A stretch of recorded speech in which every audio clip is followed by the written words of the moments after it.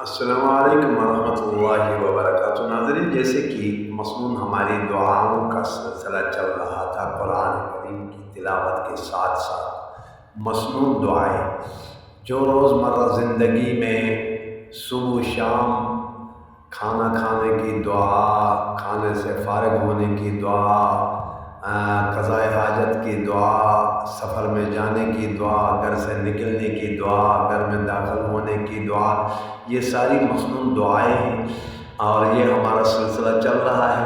اور آج کے دعا جو ہے نا مصنون دعاؤں میں یہ ہے، کھانا کھانے کے بعد اللہ کی نعمتوں کو کھا کر انسان کو کیا کرنا چاہیے؟ اللہ تعالیٰ کا شکر ادا کرنا چاہیے کہ اللہ تعالیٰ نے نعمت دی اور ہم نے استعمال کی۔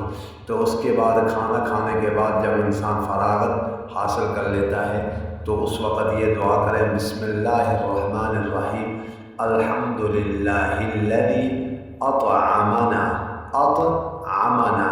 وسقانا، یہ بڑا قف، وسقانا وجعلنا من المسلمین، الحمد للہ الذی اطعمنا وسقانا وجعلنا من المسلمین۔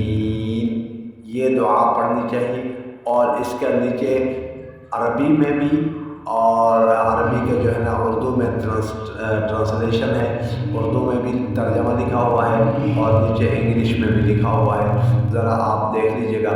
سب تعریفیں اللہ ہی کے لیے، الحمدللہ الذی، سب تعریفیں، تمام تعریفیں اللہ ہی کے لیے ہیں، جس نے ہمیں کھلایا اور ہمیں پلایا، جس نے ہمیں کھلایا اور ہمیں پلایا اور ہمیں مسلمان بنایا اور ہمیں مسلمان بنایا۔